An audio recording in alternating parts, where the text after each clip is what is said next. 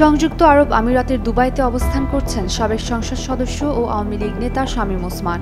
সম্প্রতি সেখানে পরিবারের সঙ্গে আমোদ ফুর্তির একটি ভিডিও সামাজিক যোগাযোগ মাধ্যমে ছড়িয়ে পড়েছে। ভিডিওটি ভাইরাল হওয়ার পর দেশ জুড়ে ব্যাপক আলোচনা ও সমালোচনা শুরু হয়েছে।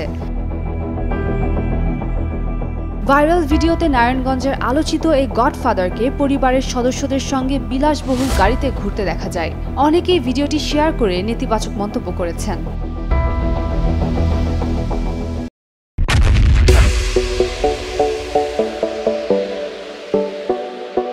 নেটিজেনরা বলছেন, হাসিনা লাঠিয়াল দেশের টাকা মেরে বিদেশে গিয়ে ফুর্তিতে মেতে আছে, অথচ দেশের কর্মীরা এখনো রাস্তায় মার খাচ্ছে। নেতারা বিদেশে বিলাসী জীবন কাটাচ্ছে, আর পাতি নেতারা দেশে জয় বাংলা বলে চিৎকার করছে। এদের ন্যূনতম লজ্জা নেই। বিভিন্ন সূত্র জানায়, ৫ আগস্টের গণঅভ্যুত্থানের পর শামীম ওসমান দেশ ছেড়ে পালিয়ে যান। প্রথমে তিনি ভারতে যান এবং পরে দুবাইয়ে গিয়ে অবস্থান নেন। তার বিরুদ্ধে অবৈধ সম্পদ অর্জন, অর্থ পাচার সহ নানা অভিযোগ রয়েছে। ইতিমধ্যে দুর্নীতি দমন কমিশন তার এবং পরিবারের সদস্যদের বিরুদ্ধে একাধিক মামলা করেছে এবং তাদের বিদেশ যাত্রায় নিষেধাজ্ঞা জারি করেছে। উমের রুম্মান ক্রান্তি, ডেইলি সান।